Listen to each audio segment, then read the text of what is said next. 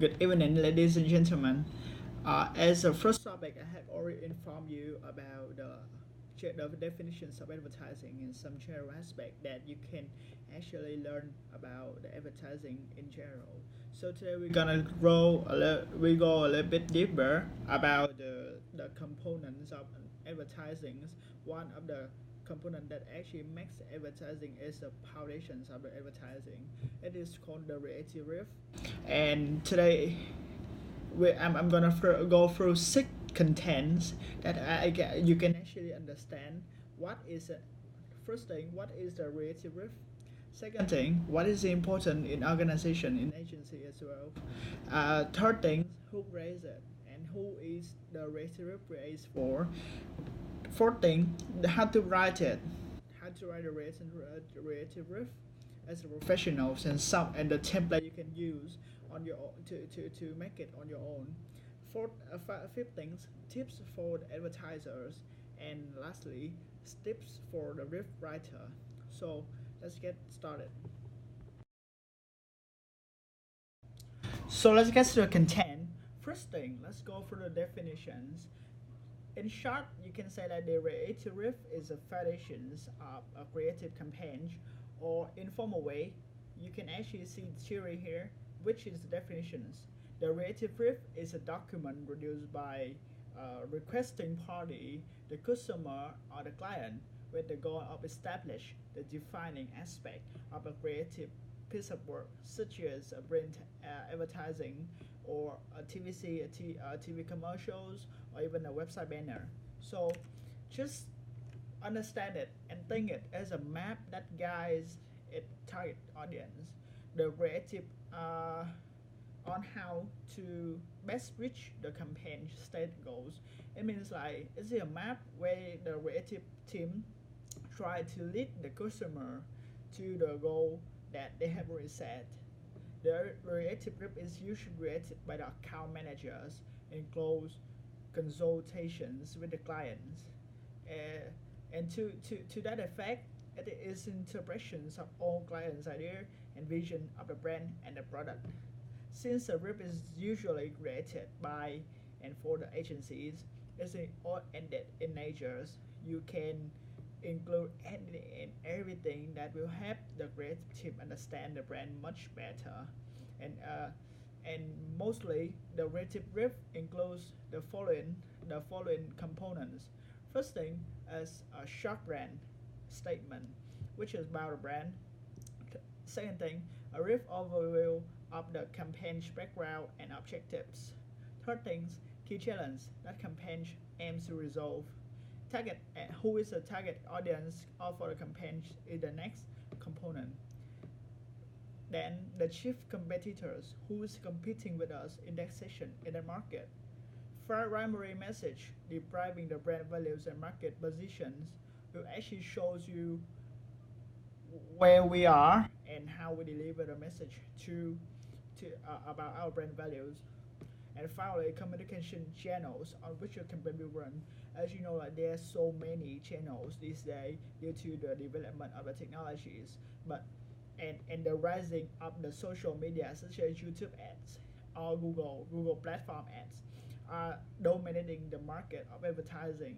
However, the traditional types of advertising such as TVCs and website and banner is still effective some way. It depends on the product. So please don't actually lose hope on that and use every kind of methods that is you think that is effective to your advertising. So let's get to the example. I will show some example here. You can actually see it very clearly. First, you can see in the advertising, it is very clear on the on the components that I have talked to you, I have informed to you.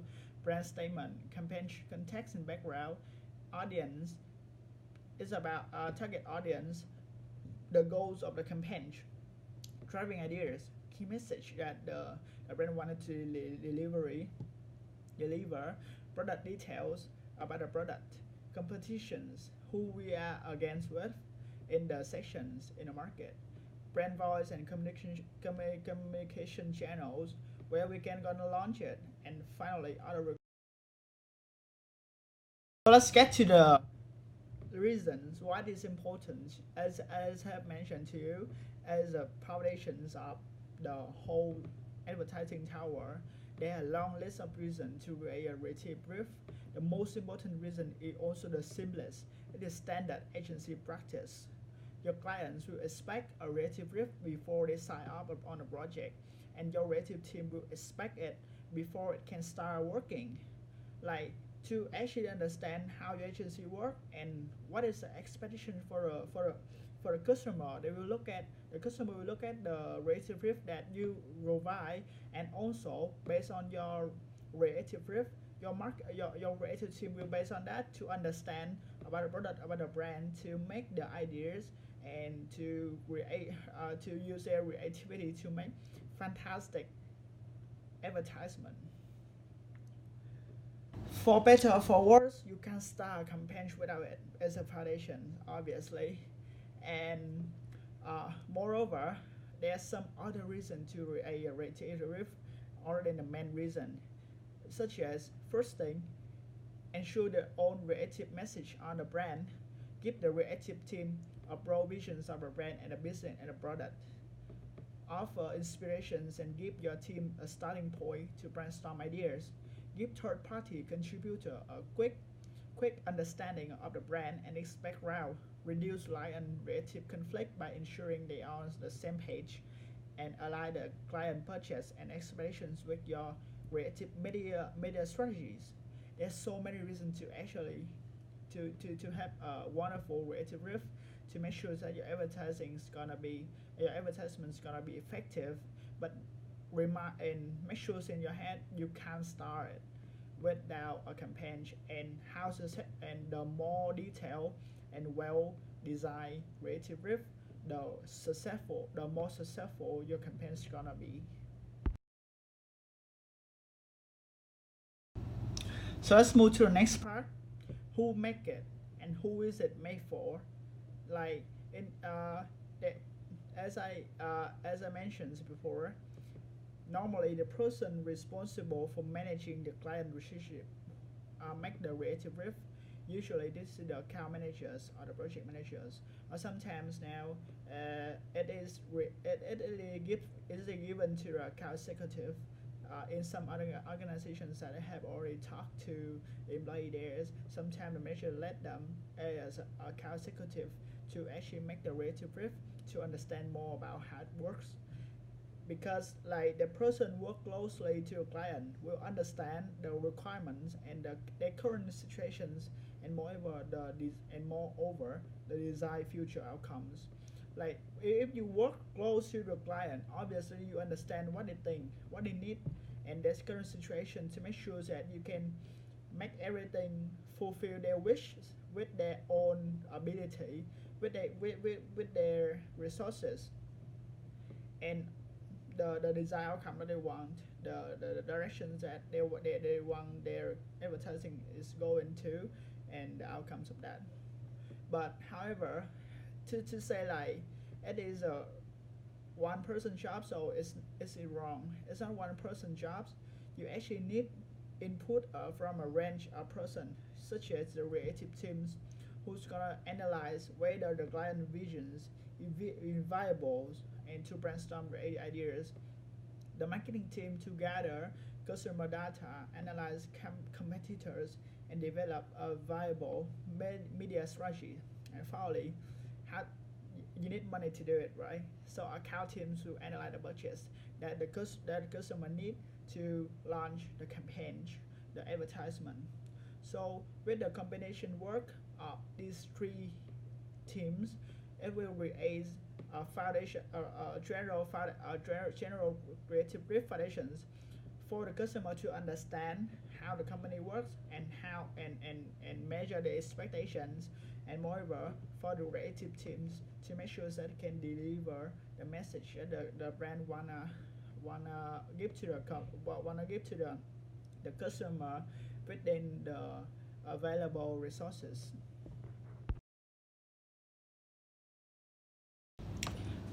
Then we have already talked about the creator, but who's gonna be the user? Is it the client? Is it the client who's gonna spend money for that? Obviously, if you say yes, maybe you don't understand too much, and you don't understand fully about that. The answer is gonna be no. The reality risk is not for the client.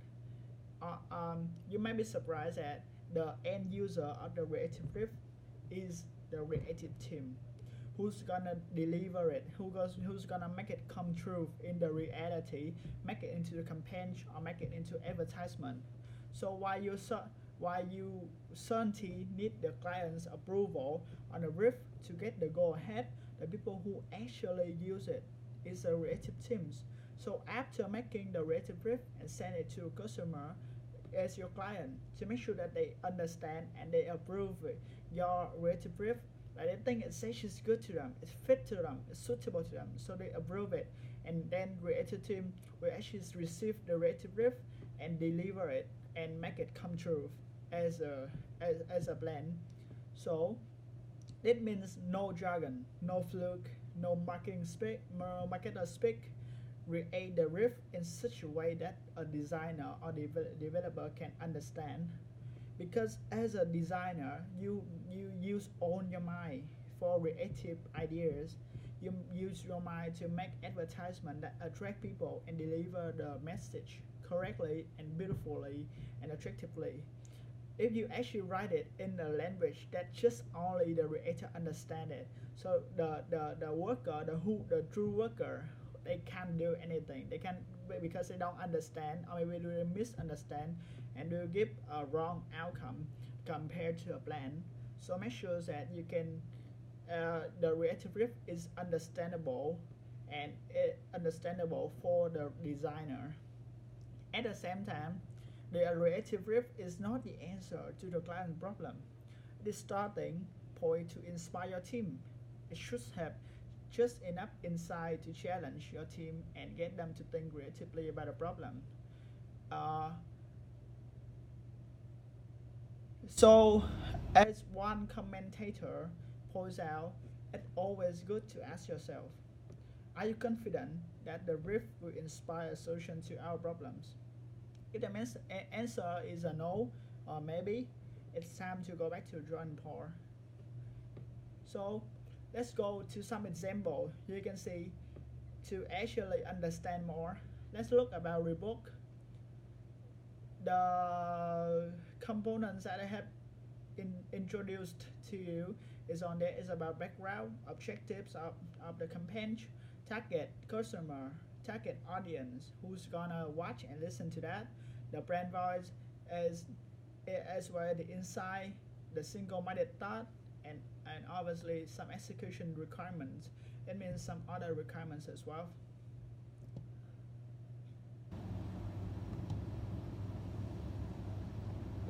And as you see the rebook, this script focuses intensively on the audience in a competitive brand focused market.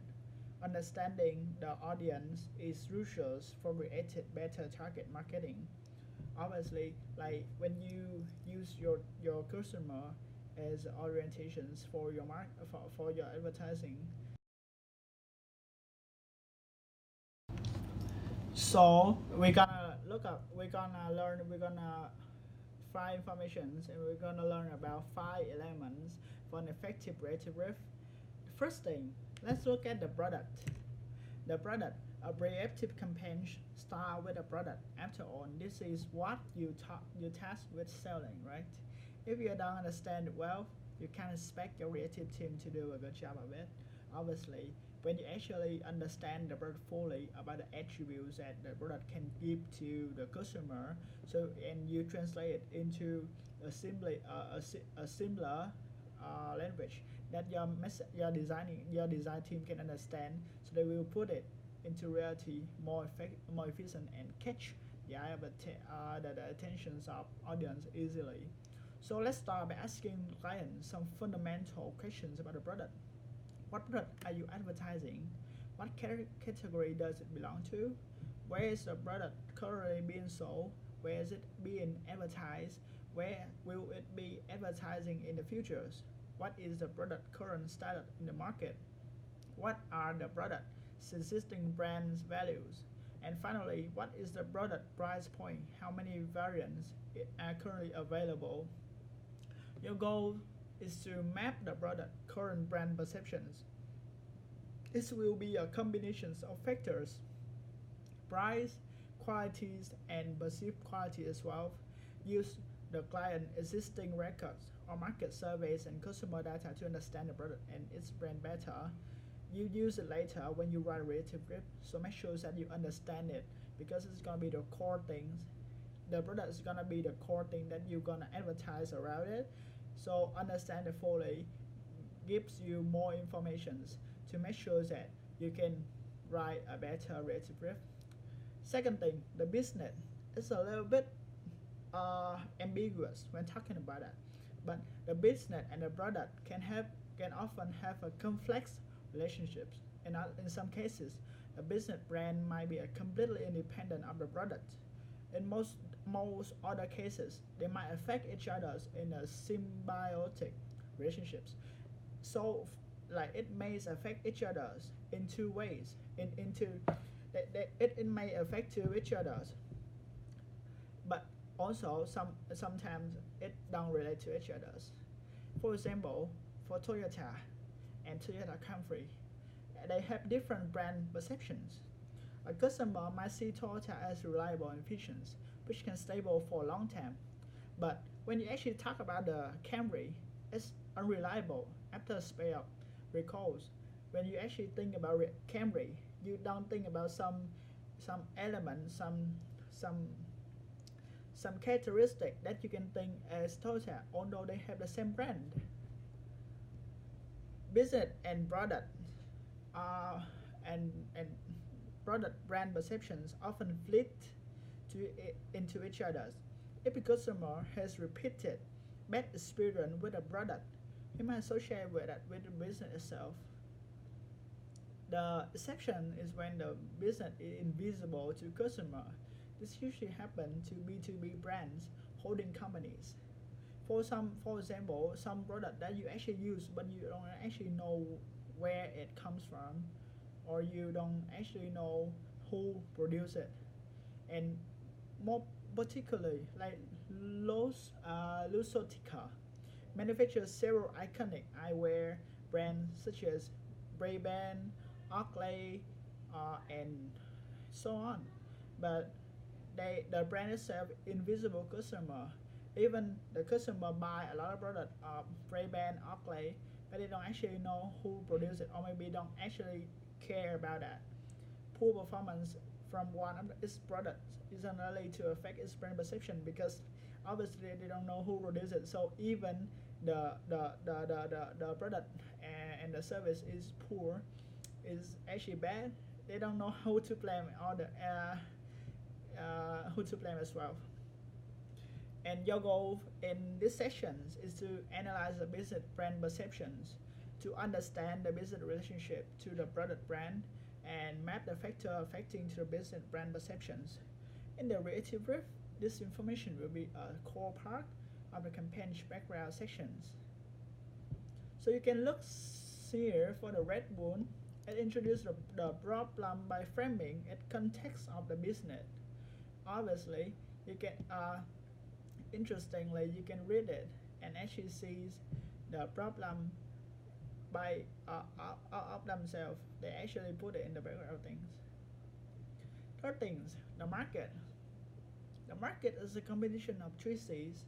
As you like with a product, it's gonna be the three C's. First, competitors, who is against you in the sections.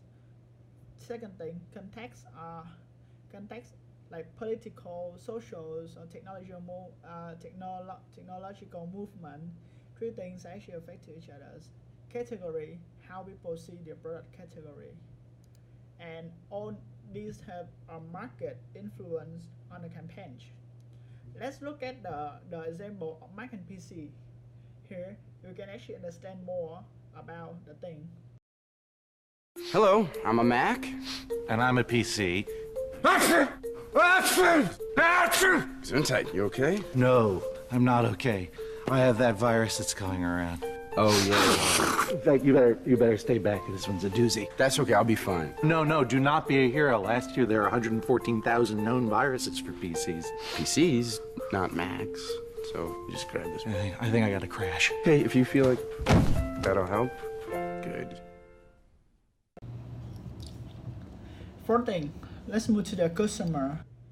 Your customer is gonna be the one who consume your service and product. So they're gonna be the most important in any other things in this list. And if you can turn yourself into your customer, you probably shouldn't be in advertising writing business at all. According to Leo Britney, a sentence that I really like. So I didn't understand about the target audience. It wants designs, taste is crucial for writing a creative brief. If you know what your customer wants, what they like, what is their taste, you can easily catch their attentions by just a single thought. It's actually very easy when you know where to hit. You will do it effectively. And to do this, you start by describing the following. First thing, demographics data, age, sex, income, and marital status. You can use the information to actually make as a base foundations as well. The psychographic data, interests, aspirations, lifestyle, or habits. What do they think about the product and the brand right now? Is it boring? Is it fun? Is it sad? Or they don't want to talk about that because maybe they don't know a thing. What you want them to think about a brand, like the change perceptions, the shift frame of preference, or something like that. What comes to their mind when they first hear about a brand? It's gonna be the answer for you. Frustrations, aspirations, life need, and shared belief, you can tap into it. And finally, the purpose of all this data is to trigger, and that will motivate them. This trigger should align with the campaign objectives. For example, Toyota sells an MPV, a Toyota Sienna, that had shrinking market shares. Part of the reason for this decline was generally unpopularity of MPVs among young parents. So for a lot of young parents, MPV are boring and old school. So that's gonna be what they think about a brand, the emotion of them with a brand. So to do this, the Toyota created a YouTube campaign highlighting the inherent coolness of Sienna. And let's watch a video to actually understand more.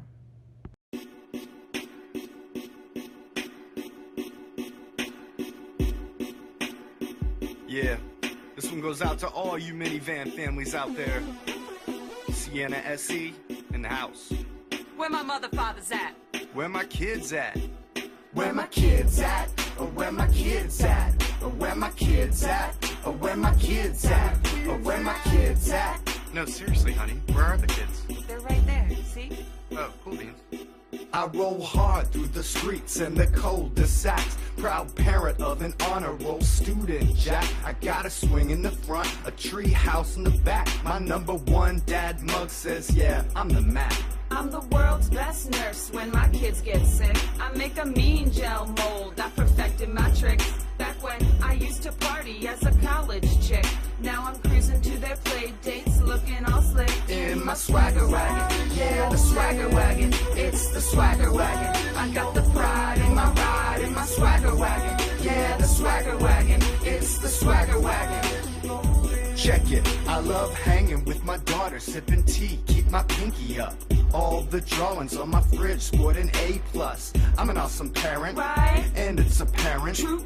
And in this house, there's no mother, father swearing. Straight owning bake sales with my cupcake skills. I'm better with the money, so I handle the bills. And I always buy in bulk, ain't afraid of no spills. Every Mother's Day proves I'm kind of a big deal.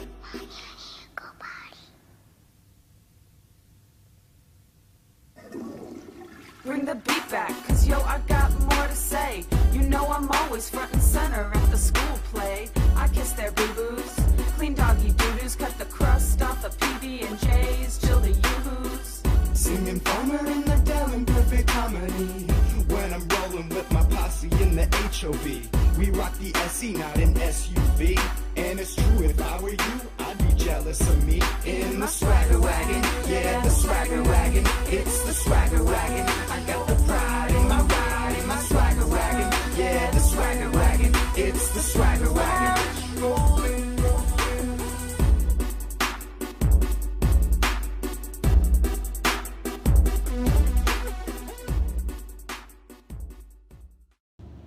Finally, the campaign. The last factors of an effective brand campaign. So every campaign has a specific goals, message, and audience. So it's uncommon for brands to run several campaigns at the same time with different message. It's not effective at all, right? So instead of that, you just focus on one and try to like do it effectively. So it's gonna bring you more benefits. So your job is to understand the goals of your campaign and find a way to get there. Obviously, it seems to be very easy, right? But to do that, you have to answer these following questions as well. So, what is this campaign trying to do? Is it trying to increase the awareness of the customers, or increase the traffic, the people who actually get into and watch it? Get more shares, get more market shares in the market, or something more specific. Second thing, what customer actions would make the campaign successful? Fill out a form, click a link, or call a business. So there are many actions.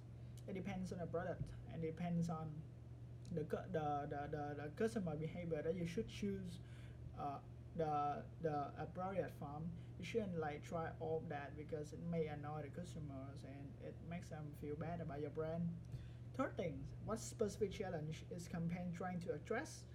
Stay in a single sentence. Example, like we want to advertise new features to get more trials. This thing will actually help you as well. Fourth thing, what is your media strategies and where will the campaign run? To stay with the brand, to be trendy and catch the attention of people, you need to be updated like more and more every day to actually not to choose the correct media strategies, the most effective one for your campaign and the channel for that. Finally, what is the chief message for the entire campaign? Like if your advertising is just there's no message behind it and you just do it to advertise your product, it doesn't mean anything and it doesn't stay long and it's not memorable to customer, but to goes into the customer subconscious and stay long in their mind. So you should deliver an appropriate condensed message but memorable and interesting to make sure that your customer will actually know more and remember your brand more. So your goal is to find a driving idea to campaign and where to run it. For example, the driving idea for the Toyota Senna campaign, as I have already shared to you, was awesome parents drive the Toyota Senna. It's actually just about 6 letters word. Moreover, like you can see, let's look at the example right there, pride and joy. This approach was specific to only this campaign. Toyota had other ongoing campaigns for Sienna, so the campaign should target a completely new audience with different message. This seems to be a lot of research, and but it is crucial for writing a creative brief. Without understanding the campaign, the consumer and product, your brief will be out brand. It doesn't relate to your brand, and the customer won't understand and remember about that advertising as well. And if the brief is out brand, the results gonna be really bad. That's why I want to get the input from several people, and maybe you can ask your marketer for data and creative teams for ideas. The more information you have, the better the final riff. If you have enough, if you lack information, lack of information, please ask your marketer. Or if you don't have too much ideas for that, maybe you should ask the creative team. You should collaborate with each other instead of just brainstorming yourself, and maybe the results gonna be not really good at all. Maybe one more examples of efficiency and good slogan, good statement, good cheap message. Let's look at the Coca, the Coca-Cola advertising, which is actually very condensed and it's actually good.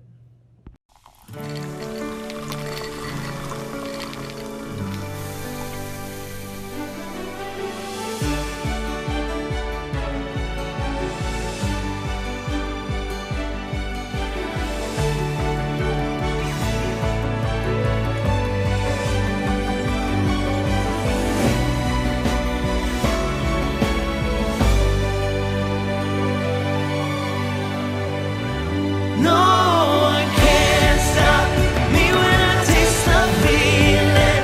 Nothing could ever bring me down. No one can stop me when I taste the feeling. Nothing could ever bring me down.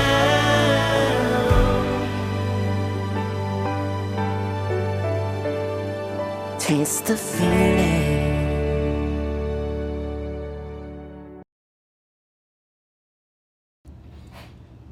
So let's go to the tip of briefing organizations.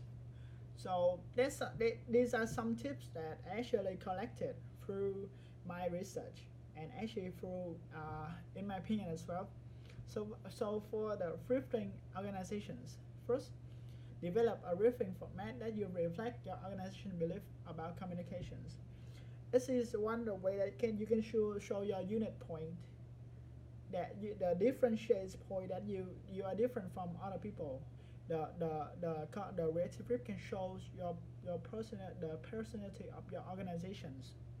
Second thing, keep the briefing form simple and provide guidance on how to use it.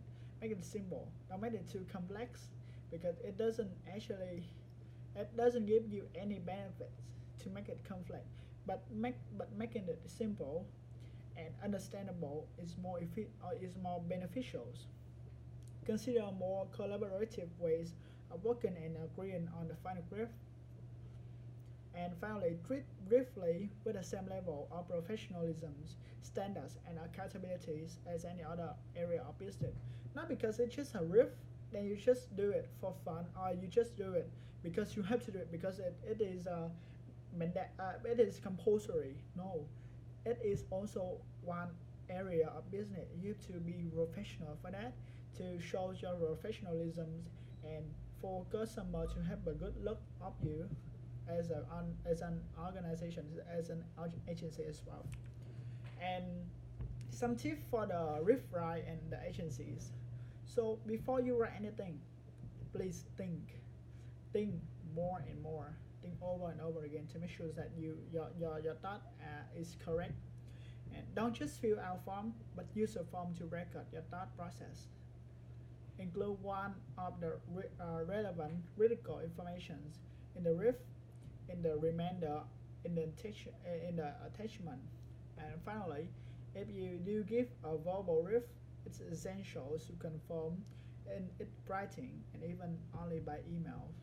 So the tip that is actually what I thought and what I researched on the internet about creative riff, and it's also the end of my presentations. So thank you for you joining and paying attention to my presentation. So hope see you in topic 3. So, see ya.